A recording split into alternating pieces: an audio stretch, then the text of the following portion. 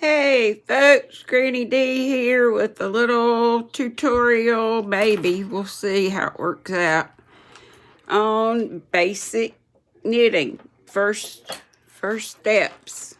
These are just some, I can only find great big ones, and this is weird for me to record this way, so I hope these are just some straight needles and they're big huge ones. All my other needles are taken up. I'm sure they're not all, but I couldn't find any. So I'm going to be using some smaller circular needles. They're the ones with the cords on them. You can use straight needles or these, but I would suggest for this yarn, this is just some acrylic yarn I found in the stash.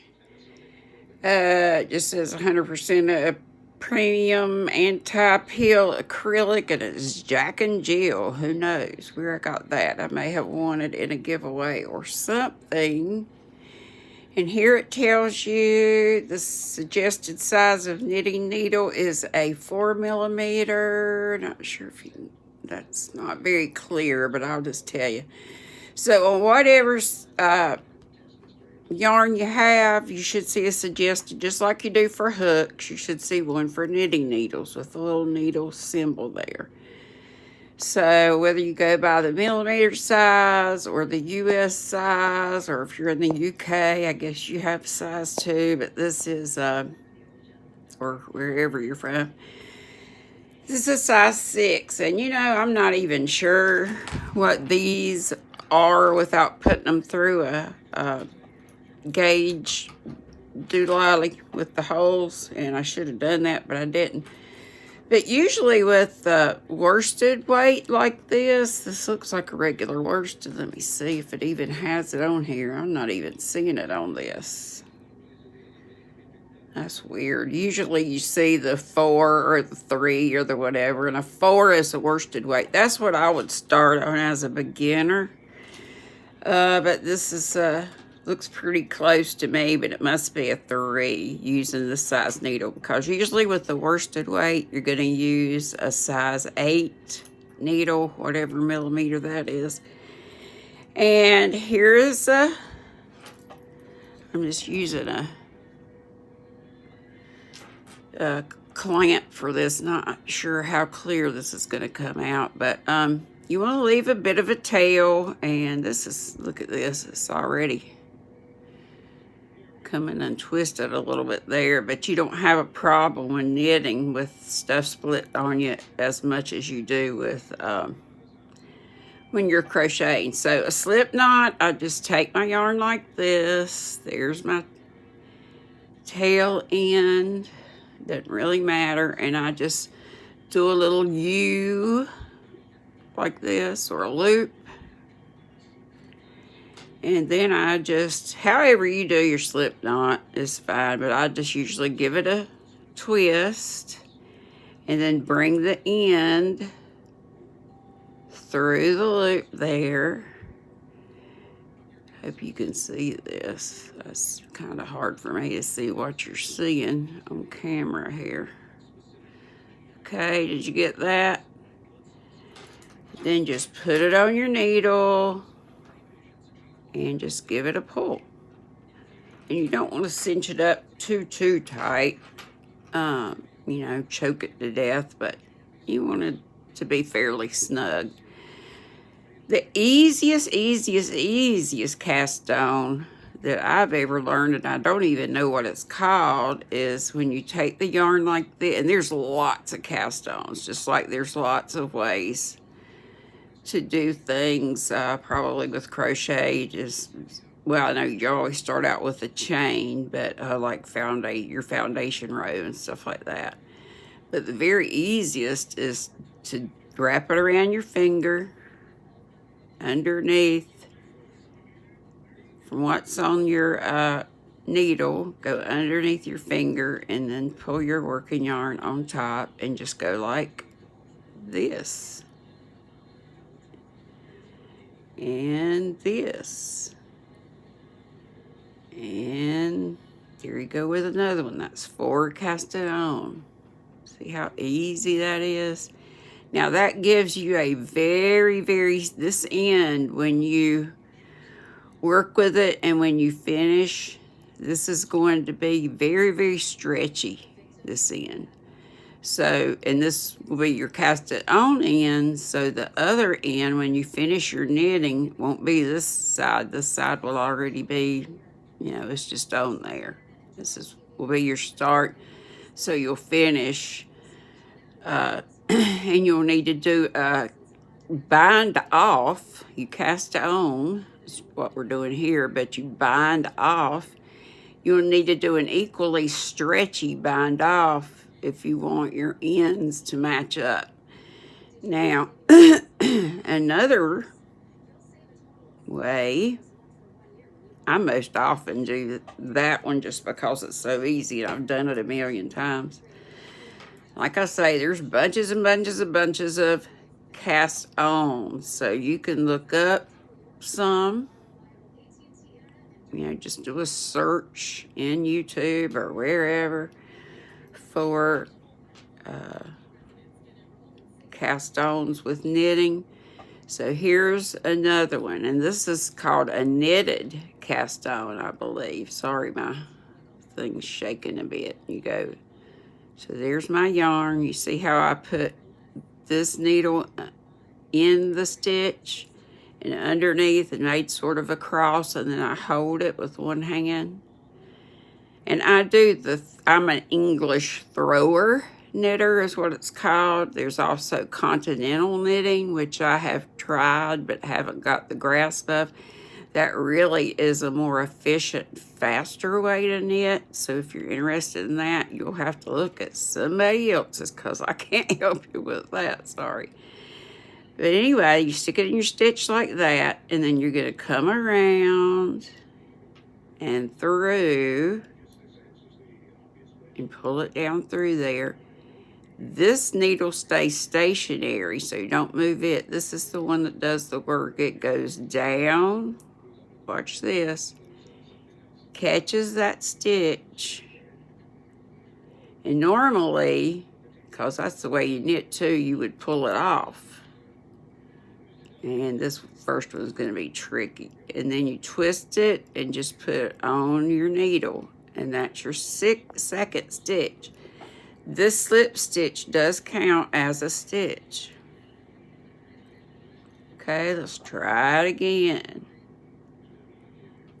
And I hope you're able to see this okay. It's not all fuzzy. It's hard for me to see because I'm just facing the camera down. Okay, next one. And we're still just casting on. We're getting stitches on this needle so that we can work the stitches. So we go in, pull up, twist it, stick it on here. It's one kind of fluid motion, and then pull.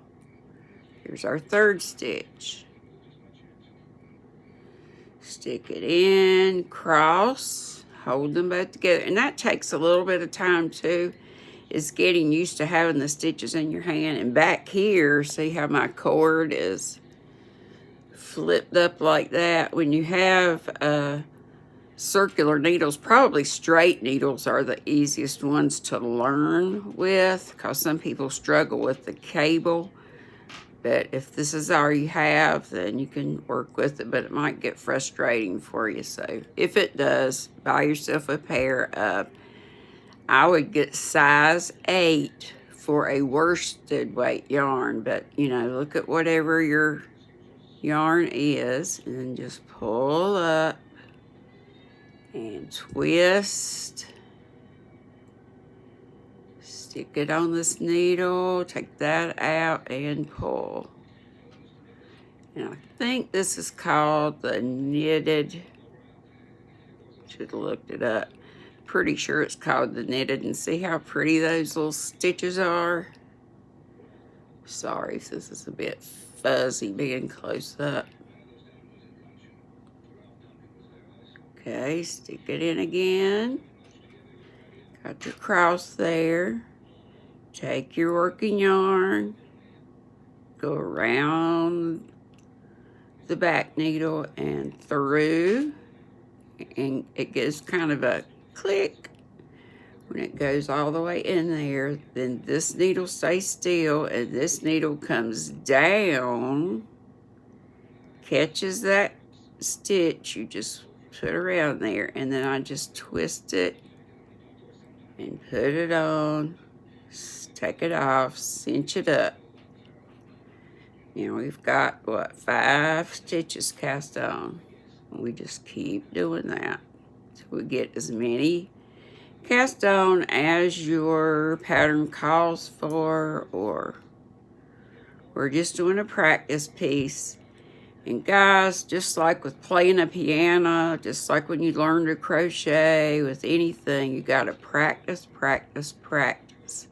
Don't think you're going to start out making a hat or making any kind of project first thing. If you are that talented and that happens, then great for you. But most folks have to practice, practice, practice before they get it where it's not wonky edges and where they don't have holes and all kinds of beginner mistakes. Sorry about this camera. It is attached to my table and my hands shake a little bit, and therefore this clamp does. So I just keep doing the same thing.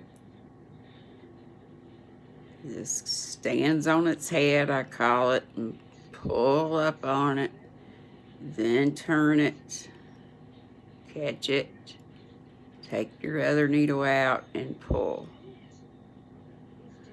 Stick it in. There you got your cross. I pull it a little bit to keep the tension decent on there. Working yarn goes around from the back to in between. This needle stays still. This needle goes, stands on its head, catches that stitch. You pull it, twist around, catch it, take it out, and cinch. So just practice casting on first.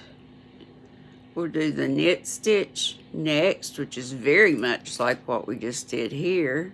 Again, I'm sorry if this is fuzzy. I have to adjust this. Sorry, let me lay this down a second. This thing is very funny to work with sometimes. Is that a little bit better? So you can just keep watching this over and over and over again. You can watch other tutorials. You can watch different cast-ons if this one's not working for you. You can cast on like I showed you in the beginning. Just know that it's very, very stretchy. And you're going to have an equally as stretchy bind off if you do the one that I did just using my fingers. As I was saying, it takes a while just to get used to holding these in your hand. And like with the circulars, fighting with this cable may be frustrating to you, which is why you might want to invest in a pair of needles. These are size 11, that's why they're so huge. But like I said, I couldn't find a pair of straight 8s because they're all taken up. And that's the thing about knitting. If you don't finish a project, like I start a million of them, well, your needles have to stay with your work, unlike your crochet hook where you can take it out and maybe put a stitch marker on it with the size of needle you were using on that project. And you can still use your hook for other things. With this, it has to stay with it because your stitches have to stay on it. So just keep practicing the cast on. You can do this one, or if you search for other cast-ons that you like better. And just get used to being comfortable with the needles in your hands, how you hold them.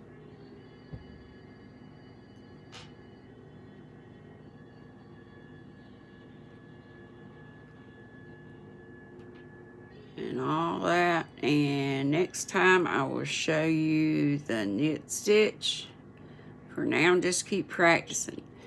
Once you get several on there, you can take them off and practice again, because this is very important. Of course, like in crochet, you got to get your foundation row right first before you start. If you do this and it's all wonky, then your project's going to be wonky. And like I say, once we get started with the knit stitch, which I should be able to come back on, I may come back on later today or maybe tomorrow. But, you know, you'll have to practice. You'll have holes. You'll have wonky sides. Don't expect perfection when you start out. You'll just get frustrated and give up. We don't want that. It takes a while, lots of practice. It's like anything else. You don't start out with perfect projects. Your first project is probably going to just be a garter stitch, which is all knit stitches, shawl. We'll do something like that before I introduce the purl stitch. But once you learn the knit stitch and the purl stitch, you pretty much got it knocked. There's a whole bunch of patterns that just use those two stitches, but I'll show you how to do yarn overs, how to knit two together, and all kind of different things. Knit two together, purl two together. What did I say? I said yarn overs, all kinds of stuff. We'll see what we get into. But anyway, and then of course you count your stitches.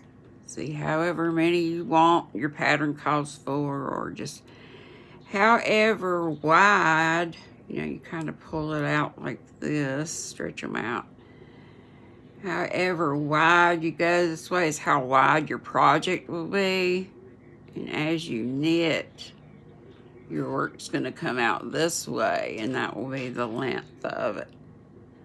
So we got what? 2, 4, 6, 8, 10, 12, 14, 16. We got 18 here. And for this, it doesn't really matter whether you have an odd or even number cast on. But just practice your cast on. And as I said, you can do this one. If you can't get this one and you would rather do another one, that's perfectly fine. But this is the only one I'm going to be showing. And I hope you can see this all right. This is weird for me trying to see it, and I hope it's not as fuzzy as it's looking. I just cannot. Let me try to get this plant. Oh man, that thing is stiff as a board. Is that a little better? Okay, let me go ahead and show you that other way that I started to begin with too, because you can do that, but it's going to be really, really, really stretchy. So you take your yarn like this, wrap it around your index finger, and you just go underneath like this and pull it off. And you see how it doesn't really, like these are really like worked stitches, and these are just on there like this. So of course that's going to be really, really stretchy in the end. This whole, if you do all your stitches like this, which you can do, I've done it a million times and it's fine. I just have to remember to do my bind off equally as stretchy. And I can show you how to do what I use as an Icelandic bind off, which is pretty stretchy. I don't know if you can tell the difference in those. You should be able to. I think these just look nice and neat as compared to these.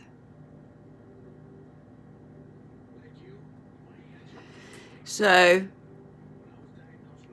you can back this up, watch it over and over again. Sorry again if I'm gonna have to take my arms off the table, maybe it'll quit shaking.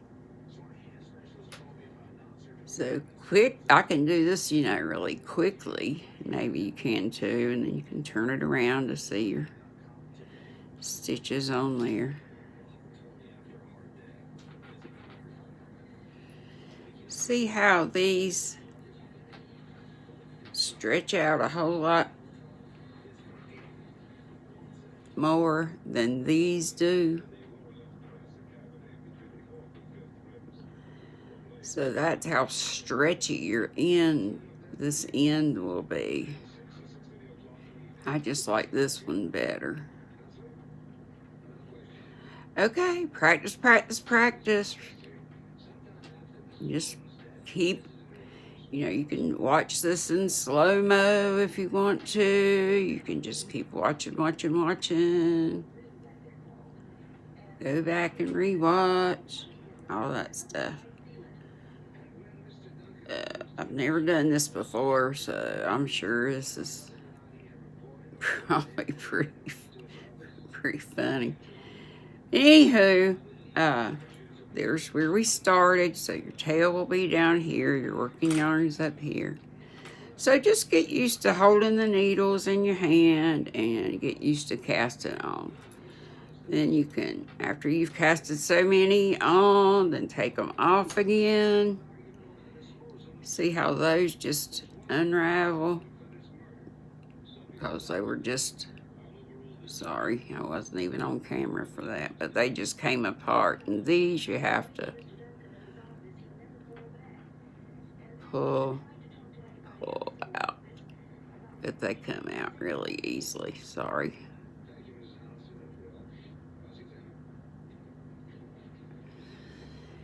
And to make your slip knot again, you just take your yarn like this. There's my end between my fingers.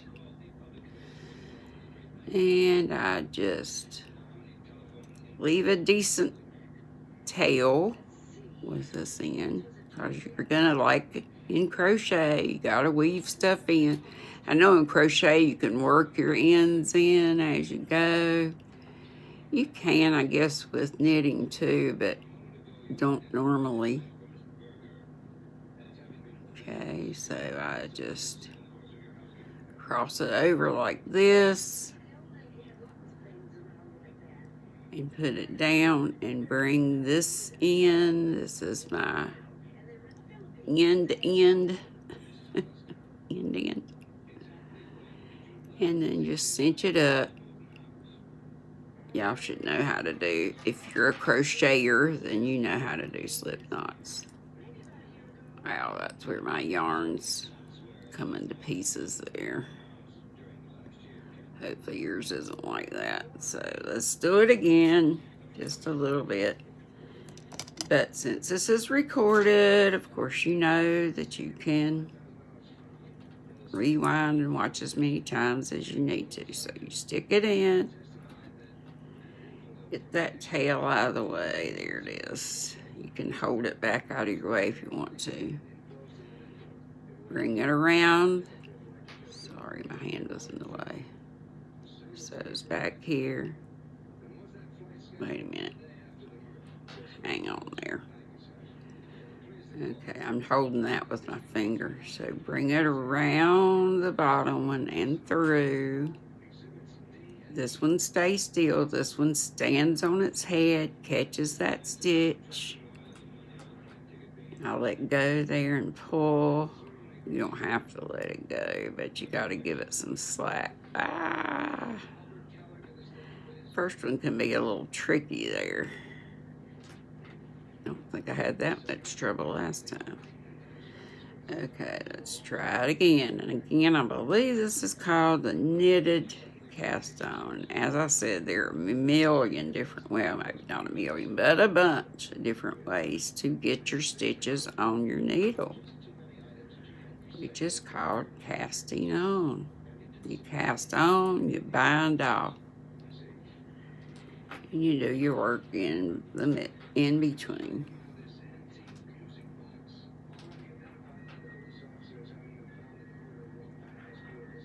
sorry if I didn't have it in the middle there. Let's.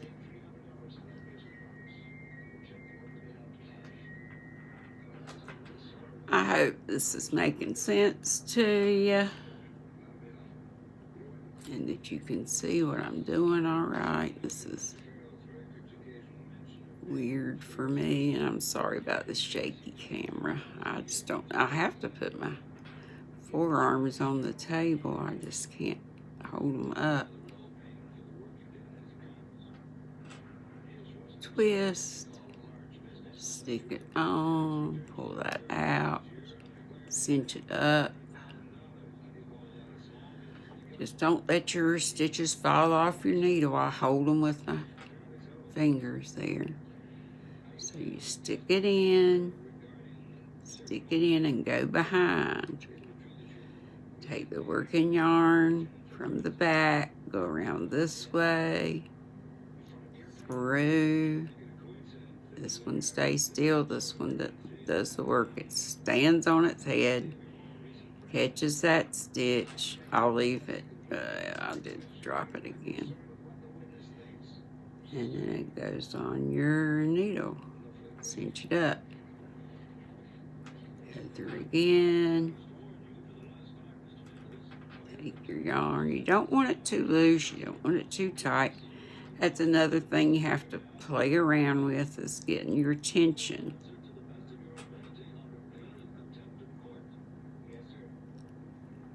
Right. This is a pretty stretchy yarn. You wouldn't want to use probably a cotton to start off with, because it has pretty much no stretch at all. So just a worsted weight. It could be red heart, could be whatever. Could be ice yarn if you've got ice.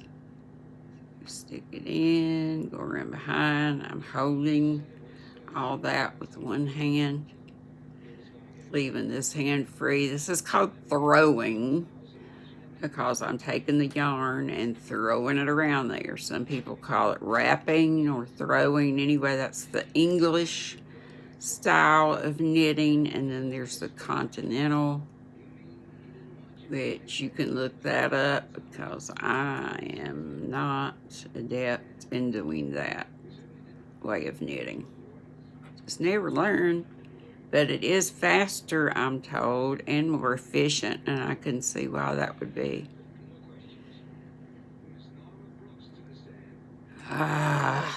Sorry about the shakiness. I gotta get the camera more stable so it's not shaking.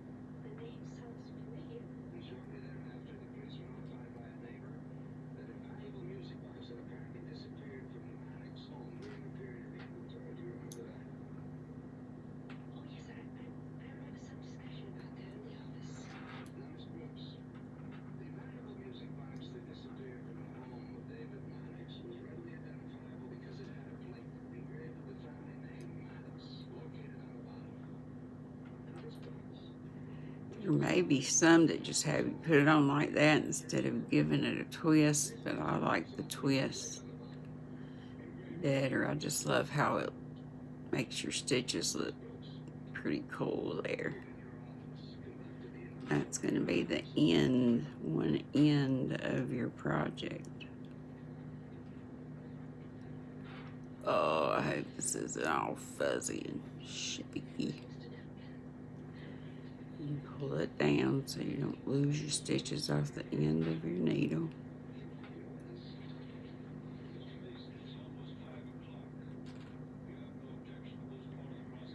There are lots of other folks who do a whole lot better tutorials than I'm doing here. One that a lot of people like is Very Pink Knits. The only thing I don't like about hers is I don't feel like she zooms in. close enough for me, but maybe that's just me. So you can try Very, V-E-R-Y, pink. It's like the color pink, P-I-N-K. I think it's Very Pink Knit. It's either knit or knits.com. And you can check out her tutorials as well. And I'm sure I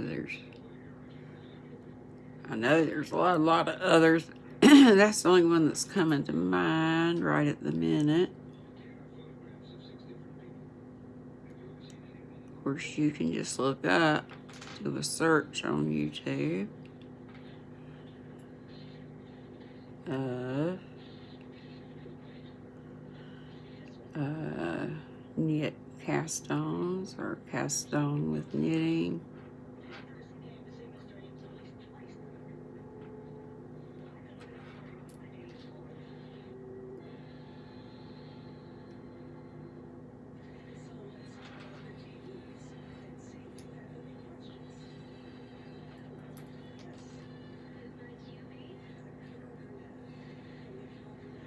Okay, folks, just keep practicing your cast on.